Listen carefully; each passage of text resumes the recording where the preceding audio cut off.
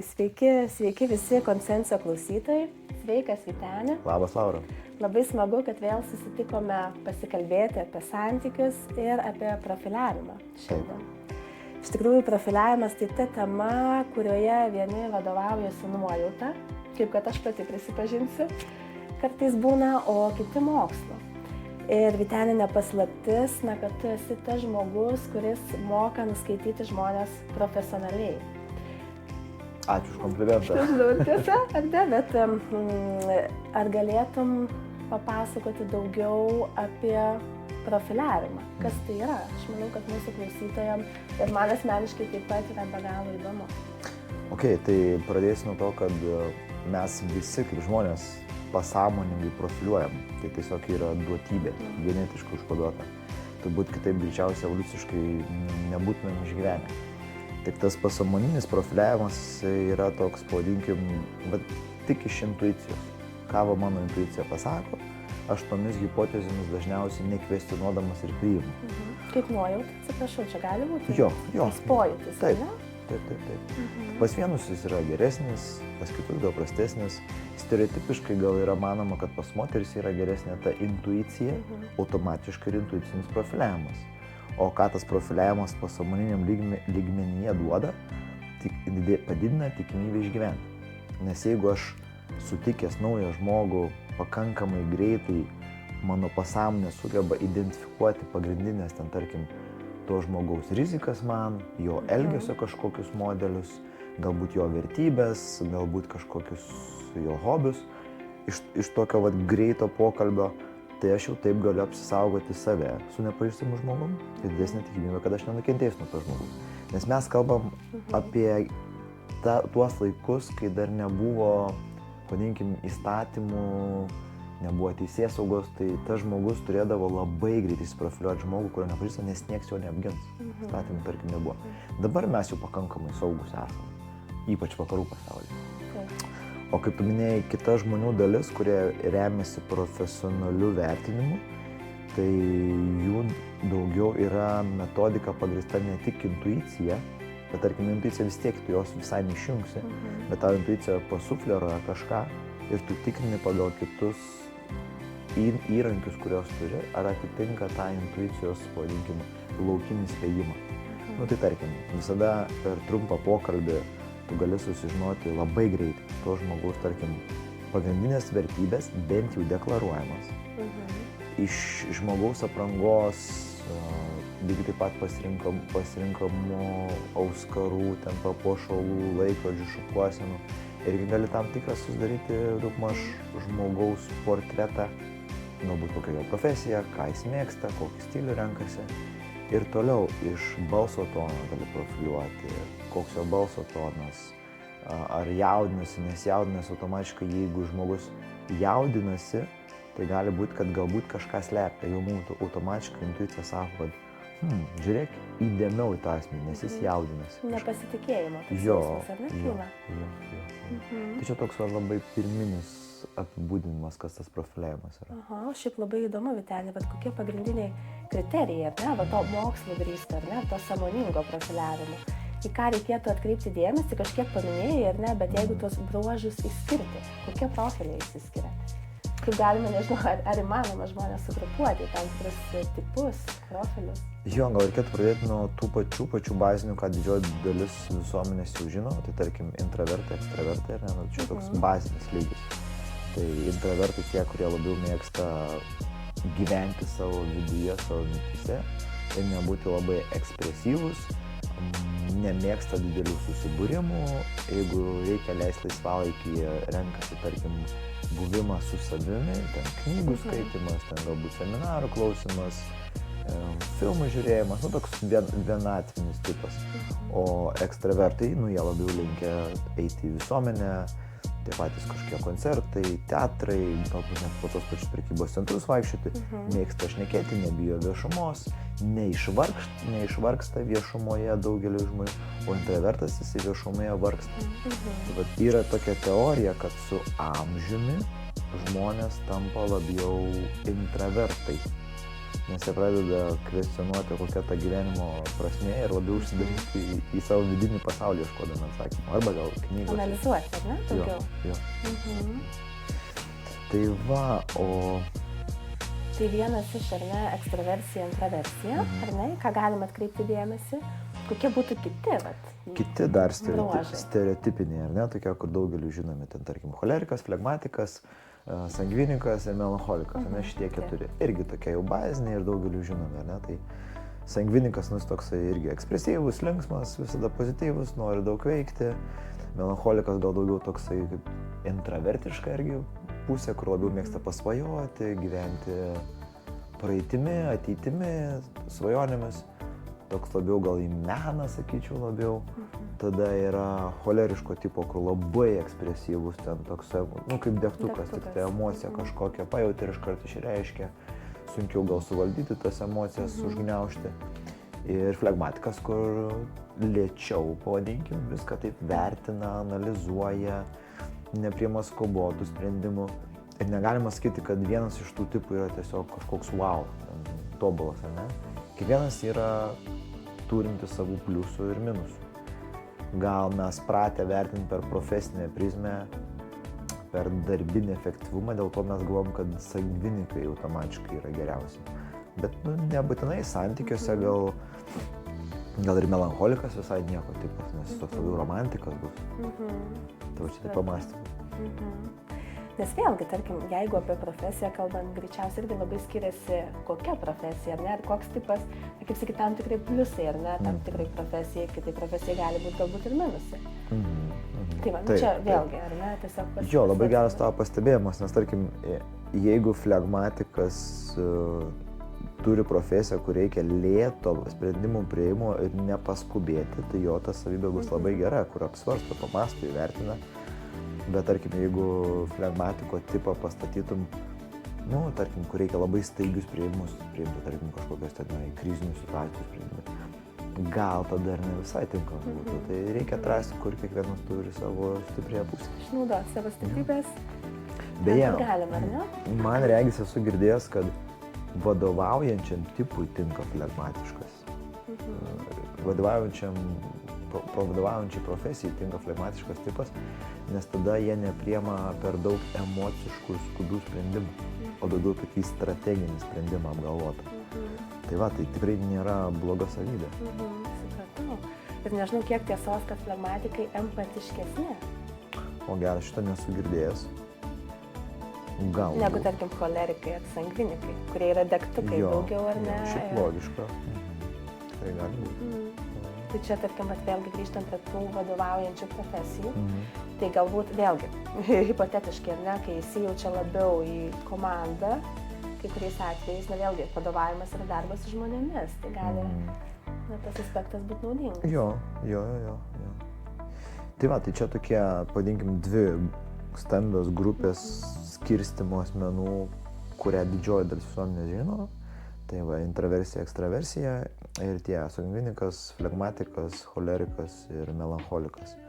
O lendant dar giliau, nu, tai tada galima žiūrėti ir kitas savybės, tarkim, vertybės galima. Labai lengva, beje, profiliuoti žmonės pagal vertybės turbūt yra pats lengviausias dalykas, nes tu iš bendravimo jau matai kokios žmogaus vertybės. Kartais netgi iš aprangos gali matyti tam tikras, iš kažkokių simbolių nešiojama, tarkim, visada dėl ko, kai žmonės nešioja kažkokią sagę, ar ne, arba ten kažkokį pakabuką, visada verta paklausti, ką tau reiškia šitą sagę, šitas pakabukas, ar ne, nes tai gali labai daug parodyti apie žmogaus pasaulėžiūrą ir vertybės, kas jam patinka. O mes dažnai tai tiesiog praignoruojam kaip tiesiog aksesuarą, detalę ir niekad akivaizdaus kabliuko neišnaudojam tam, kad paprofiliuoti žmogų.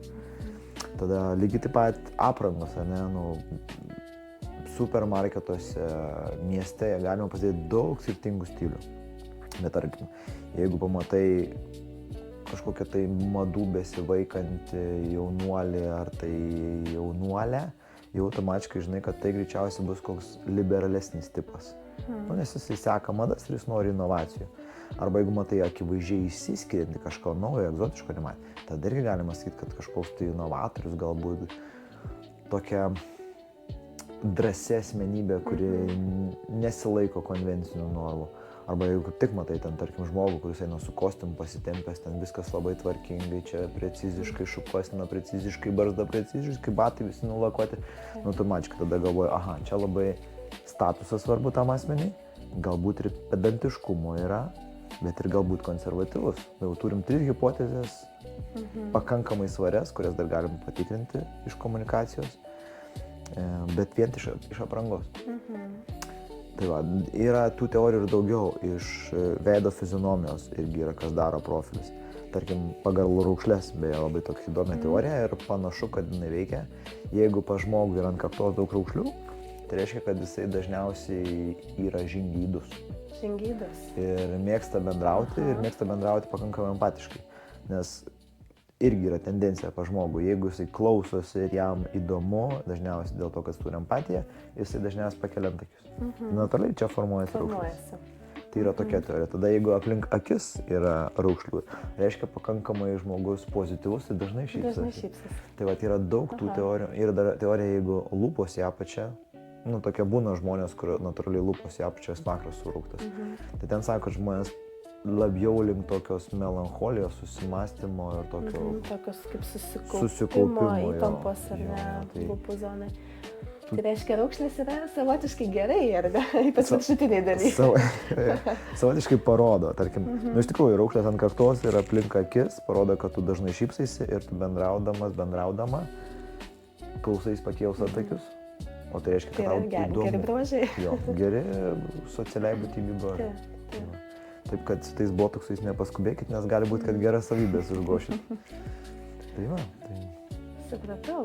O pati Laura naudoji kažkokius profiliavimo įrankius? Iš tiesų pas mane va ta intuicija, kur paminėjai, tai dažnai turiu tokį pajautimą.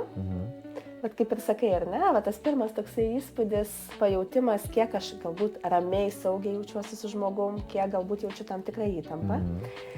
Vėlgi, iš tiesų, kiek tame tiesos, tai tikrai, na, tų tokių profiliavimų, va ką įvardijai, kad sąmoningai tą daryčiau, atkreipčiau dėmesį. Na, sakyčiau, kad sąmoningai galbūt ne, kas liečia konkrečiai profiliavimą, bet tikrai, na, tam tikrus momentus iš bendravimo, tai, nu, natūraliai pasistebi, ar žmogus yra introvertiškas, tarkim, kaip jiems sekasi bendrauti, ar ne, ar ekstravertiškas daugiau. Vėlgi, jeigu tai yra, tarkim, ilgesnis bendravimas, tai vertybės irgi išsikristalizuoja tam tikras. Tai va, tai su laiku tas profilis, jisai vis tiek susidaro. Bet kokia? Jo, dabar Tomo Eriksono, švedų autorio, kuris porą bestsellerių yra parašęs.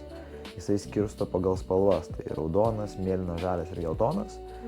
Tai ten, jeigu taip trumpai, tai raudoni tokie vadovaujantis, dominuojantis, jie mėgsta tą jėgos tokią poziciją, kontrolę. Mėlyni tokie labiau, kur mėgsta analizuoti, pagalvoti, nepriimti skubotų sprendimų, instrukcijas, ten labai skaito tokie detalūs, pedantiški. Dažniausiai gal sakyčiau, kokiem inžinieriam labai gera savybė, analitikam mėlynas. Raudoni greičiausiai vadovam, kadangi mėgsta lyderiauti. Tada žali, pavadinkim taip, kompanijos žmonės, jie labai mėgsta stabilius santykius kolektyve, tarkim. Nemėgsta konfliktų, nemėgsta dramų. Jie mėgsta tokį stabilų, gerą santykį ir per tą jie jaučiasi, kad realizuoja save, jeigu užtikrina gerą mikroklimatą. Ir geltoni yra inovatoriai, tokie žaismingi, labai ekspresyvūs, dažniausiai kūrybingi irgi yra.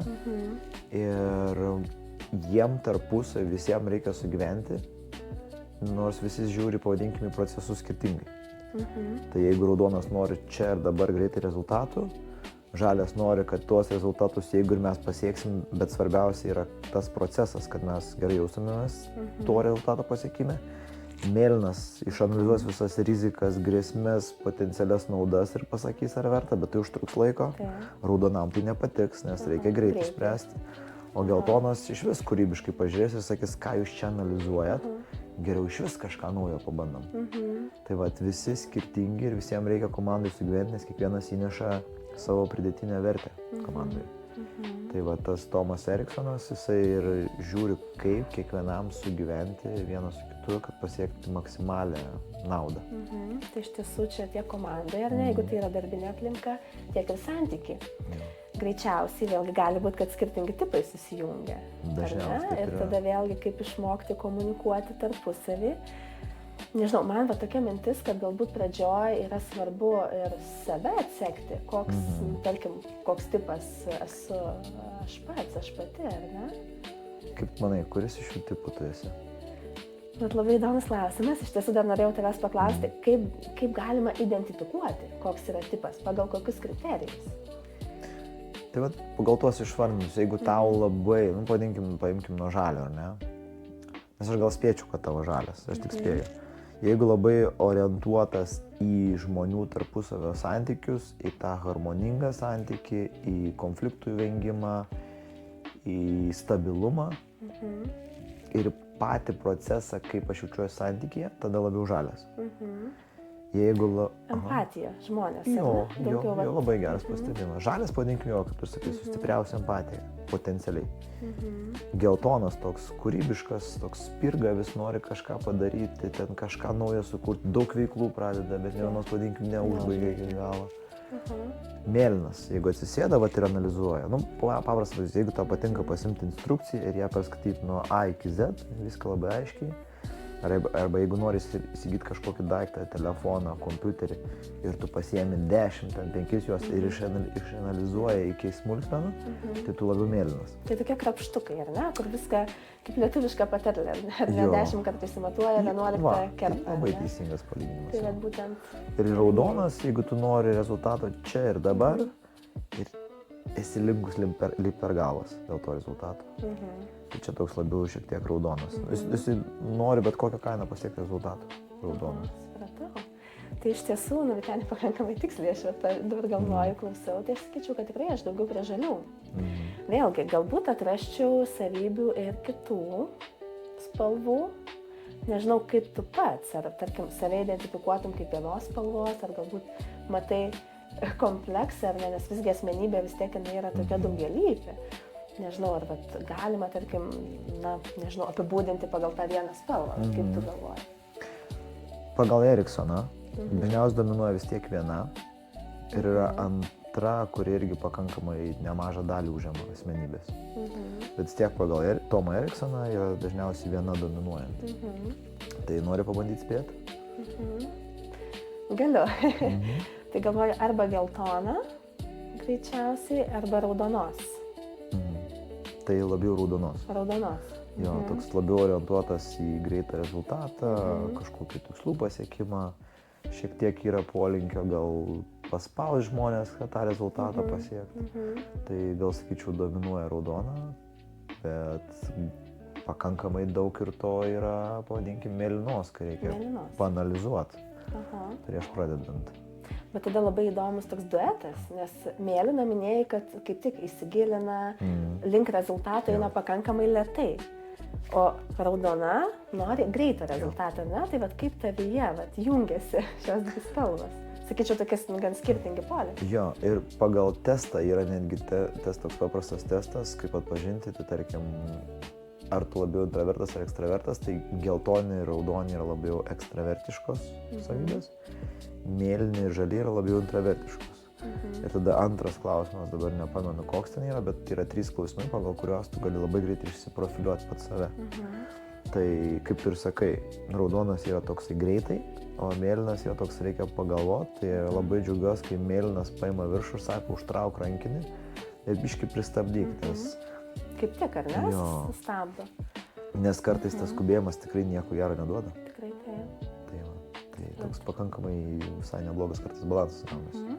Tai vienas iš yra temperamento, ar ne, dalis. Tai tas greitumas, nes vieni žmonės natūraliai, tarkim, greita kalbiai gali būti, kiti, vėlgi, jeigu lėtesnis temperamentas, net pagal kalbos toną, teko girdėti, tikrai tą galima atskirti, net pats kalbėjimo tempas yra lėtesnis. Taip. Tai čia panašu, kad šituose tipuose irgi apsijungia tas, kaip sakyti, temperamentas, greitumas, gal taip galima pasakyti, žmogaus. Jo, ir kas įdomi buvo pastebėta to paties Eriksono, kad sako, jis pastebėjo, kad jis irgi beje psichoterapeutas ir teoriškai jis irgi, dėl ko aš atspėjau, kad tu žalia, nes dažniausiai žmonės, kurie dirba su psichologija, su žmonėmis, jie automatiškai yra orientuoti į santykį ir į žmonės, ar ne? Plius tu dar mediatorė, kas dar labiau sustiprina tą polinkį, kad tau patinka analizuoti žmonių santykį ir suprasti tą žmonių santykį. Tai vėlgi čia labiau žalia savybė, galbūt ir mėlyna. Nes tai irgi yra analizė. Analizė, taip. Jo, ir ką Eriksonas sako, kad realiai geras specialistas turėtų gebėti prisitaikyti prie visų spalvų. Turėtų pradėti bendrauti ir atpažinti, kuria spalva daugmaž bendrauja ir pats perėti tą spalvą. Tada būtų idealiausia. Galėtum gal kokį pavyzdį pateikti? Na, jeigu susitinka, tarkim, raudona su, pas tave tas jungiasi savybės, tarkim, su mėlyna, ar ne? Sakyčiau, tokios gan priešingos. Kaip, tarkim, jeigu tai būtų pora, ar ne? Kaip tokiai porai komunikuoti tarpusavį? Gal turėtum kažkokių, nežinau, pastebėjimų ar patarimų?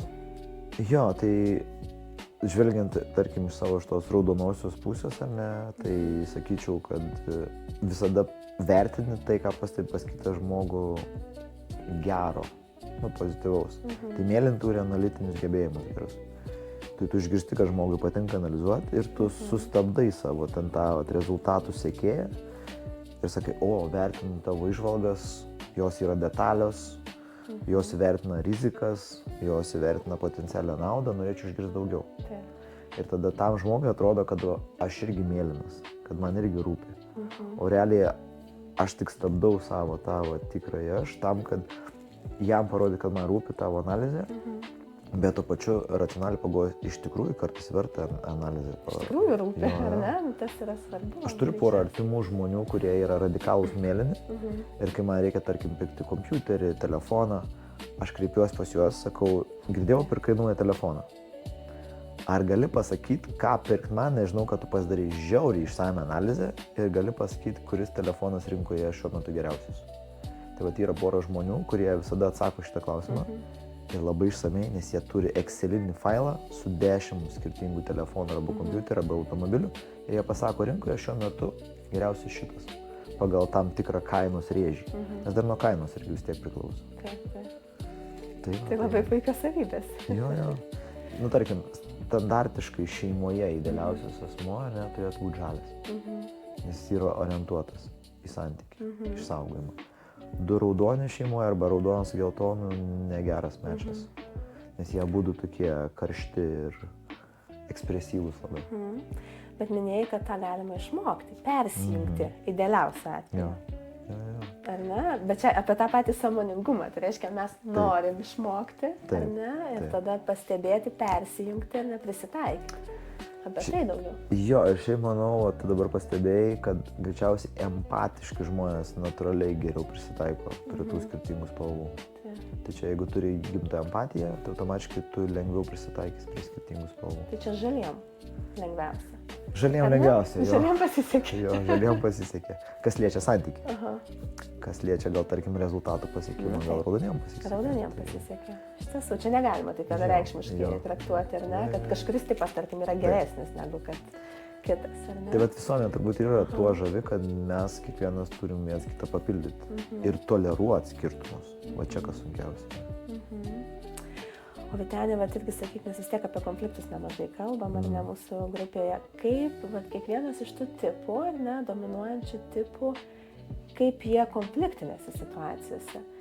Ar yra kažkokie stereotipiniai, tipiški reagavimai, pagal ką irgi būtų galima atskirti, kad, tarkim, turi reikalų su raudonuoju arba turi reikalų ten su žaliu, geltonu ar mėlynu? Su konfliktais yra slidus reikalas, taip pavadinkim, nes kiekvieną kartą, jeigu konfliktas išeskaluoja iki to jau natūralaus, beveik nebekontroliuojamo lygio, tai galima sakyti, beveik visi tampa vos ne raudonesni. Ką tai reiškia, kad jeigu aš jaučiu, kad užgavo ten mano kažkokią saugumą, mano ego, tą ego, tai automatiškai aš tampu kandesnis, irzlesnis, priekabesnis ir aštresnis, o tai yra raudonos savybės. Tai va, bet automatiškai ypač žalias, jis turės daugiau kantrybės nedaeiti iki to. Tarkim, jis konflikte bus kantresnis, nes jam nepatinka. Jo. Mėlynas irgi greičiausiai bus kantresnis negu geltonas ir raudonas. Nes jis prieš konfliktą dar taip analizuos, gal man čia neverta, gal čia geriau patylėti ir taip toliau. nuo raudonam su geltonu lengviausiai įsiplieksta. Nes jie tokie ekstravertiški, karštakošiai biški. Aha, supratau. O vat, na, vėlgi, ar ne, vat gal kažkokių patarimų turėtum, ar ne, jeigu ką daryti, kad neįbėgti į tą raudoną zoną, ar ne, vat, na, tarkim, nežinau, raudonam greičiausiai yra sudėtingiausia, nes jisai natūraliai įbėga ir labai greitai į tą raudoną zoną konflikte. Ir geltonam. Ir geltonam, tiesa, geltonas, tuo pačiu. Geras klausimas. Savistaba numeris 1. Stebėti, ką aš jaučiu. Automatiškai, jeigu pradėsit stebėti, ką aš jaučiu, automatiškai pradėsit natūraliai stebėti, ką aš galvoju. Nes emocija su mintim dažniausiai vis tiek yra susieta. Jeigu aš, tarkim, kažką pajutau, automatiškai bloga emocija paskatins blogas mintis. Bet mintį man sunkiau pagauti negu emociją. Nes emociją aš jaučiu savo, o mintį aš dažniausiai nejaučiu, jos tiesiog sukasi kaip filmutė. Taip, ypač jeigu emocija kyla. Jo. Tai tada per pojūtį. Tai va, pirmas savistaba ir antras savikontrolė. Čia kaip dvi rankos. Viena pagauna, kita tada jau tvarko. Prižiūri tą emociją, kad neišsiveržtų. Ar tai reiškia, pavyzdžiui, jeigu pajaučiu emociją, ar tai būtų pyktis, ar tai būtų, na, greičiausiai pyktis, jeigu tai yra konfliktas, ar ne, tada irgi stabtelėti truputėlį, ar ne, pabandyti mintise atsekti, kas sukėlė, kokia mintis prabėgo, nes vis tiek kažkokia mintis turėjo prabėgti. Jo. Galbūt, kad mano tam tikra riba yra pažeista, ar ne, greičiausiai pyktis yra apie ribas. Pojūtis, kad mano ribos yra pažeistos. Ir tuomet apie savikontrolę, ar ne, tai ta išraiška pykčio. Jo. Kaip man, pavadinkim, teisingiausia šitoje vietoje išsireikšti? Tai lengva čia dabar šnekėti, kai mes iš tikrųjų neįsivėlė emocijas, arba kai nesam pervargę, nes dar irgi tas įsivėlimas į konfliktą priklauso nuo dviejų faktorių. Vienas, ant kiek tie asmenys yra pervargę. Kitas, kaip mes tą asmenį automatiškai, kokią prepoziciją turim prieš tą asmenį. Ten, tarkim, jeigu mes tą asmenį garbinam kaip kažkokį autoritetą, jau mes nesvelsim į konfliktą. Arba jeigu ten kažkoks mūsų aukštesnė hierarchija pozicija užimantis asmuo darbe, irgi mes greičiausiai vengsim konflikto. Arba ten, tarkim, užgimė kažkokie nauji santykiai ir šviežia meilė, irgi dėl chemijos mes greičiausiai vengsim to konflikto. Tai čia yra dar tas kontekstas, kas irgi pasako, ar mes eisim į konflikto gilį ar ne. Žodžiu, labai daug sudedamųjų, ar ne? Tai nėra taip paprasta, kad būtų galima tiesiog sudėti, ar ne, į stalčiukus. Jo.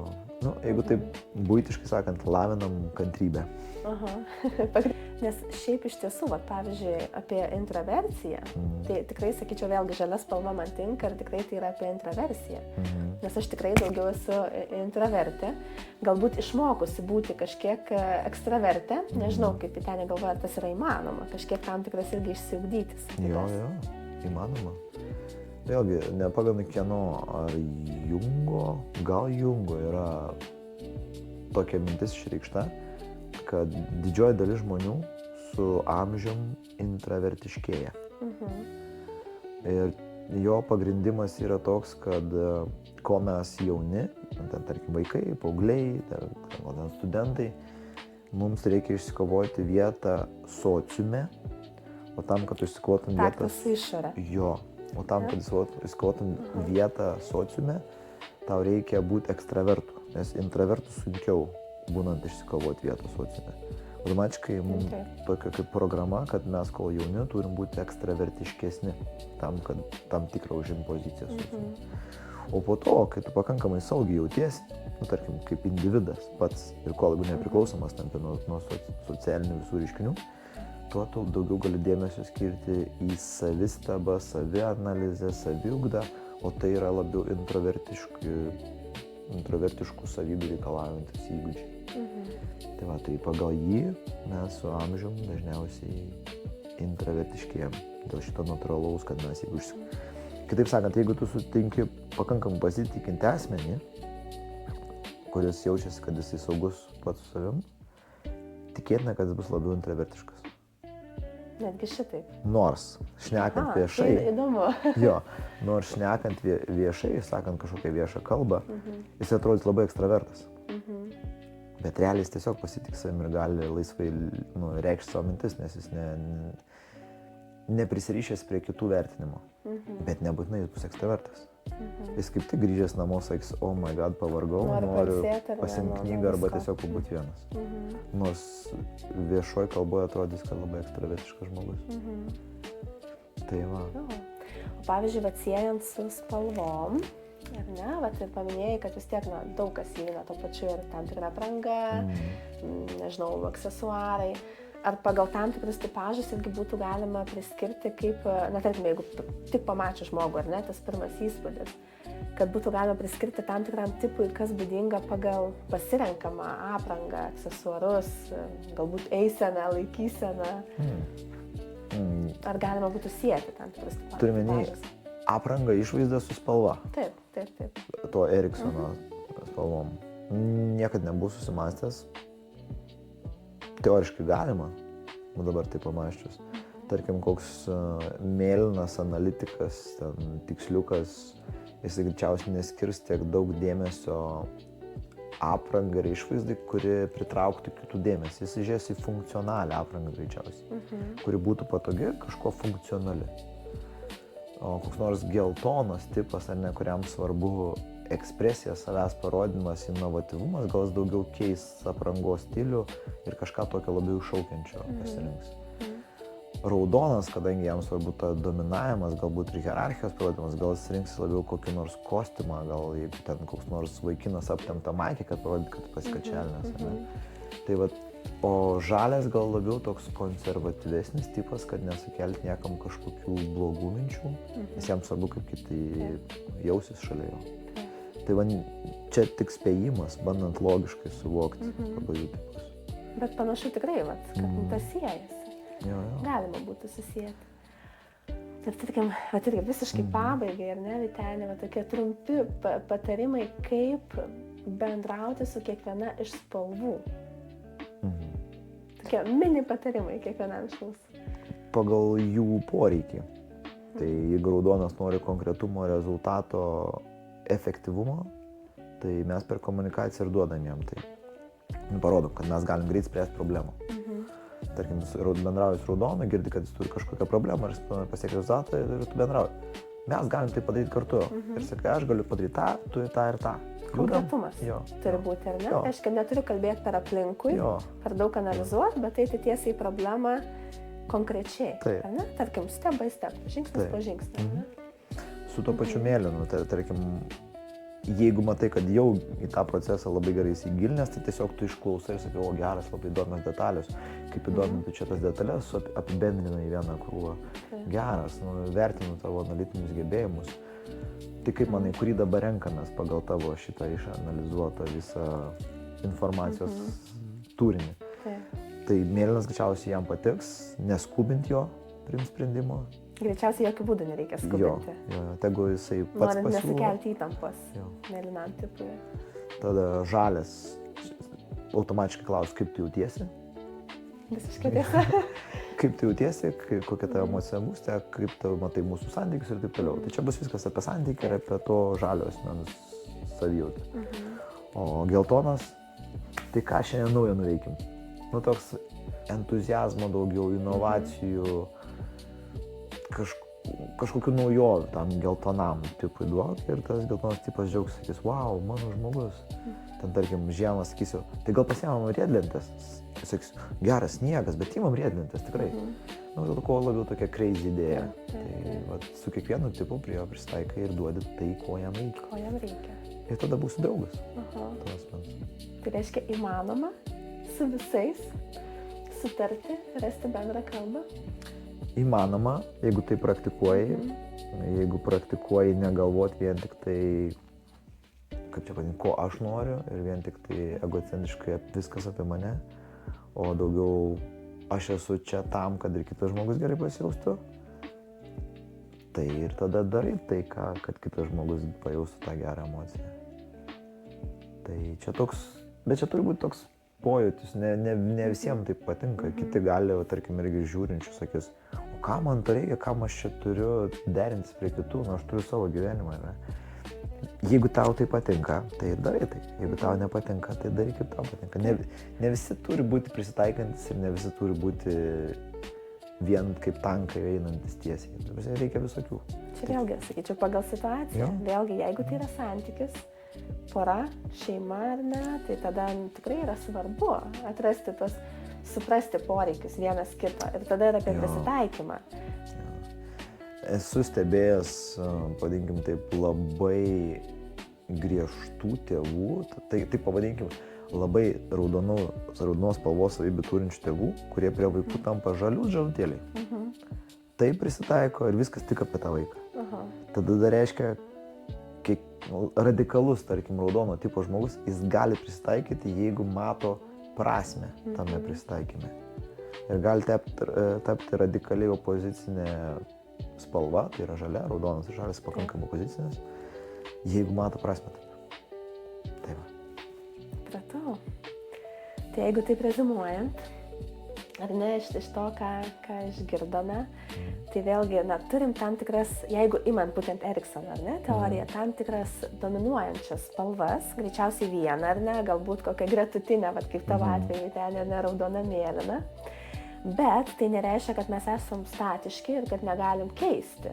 Tikrai taip. Vėlgi priklauso nuo situacijos ir kaip paminėjai, jeigu yra svarbu, tarkim, ar ne, santykėje, tai tikrai galim prisitaikyti, palaviruoti ir rasti tam tikrus kompromisus su kiekviena iš spalvų. Tikrai taip. Idealiausia gal net būtų taip prisiminti, kad santykyje artimam visada apsimoka kartais tapti žaliu, nes tada kitai pusiai parodysi, kad tau įdomu ir tas santykis. Darbe visada verta pabūti visom spalvom, nes skirtinga situacija reikalauja skirtingų, vadinkim, savybių iš tų spalvų. Ir kiekviena profesija, kiekviena pozicija irgi reikalauja tam tikros atspalvio, pavadinkim. Tai tarkim, jeigu vadovaujantis, dažniausiai reikės labiau raudonos, bet ne per daug raudonos, nes jeigu būsi per daug raudona, nebeturės empatijos ir žmonės pradės sakyti, šitą jau per daug vadovauja. Gali būti, kad nebeturės ir komandos greitai. Jo, ir komandos nebeturėsi. Jeigu esi architektas, inžinierius, mokslininkas, automatiškai tau mėlynų savybių daug reikia, nes tu turi analizuoti. Tai yra profesijų, kur reikalauja tam tikros spalvos, yra pozicijų, kur reikalauja daugiau tam tikros spalvos. Bet visur, kur yra per daug vieno, dažniausiai nieko gero. Supratau. Ačiū tau labai. Ačiū už įdomus klausimus. Ir iki malonaus tuomet. Iki pasimatymo.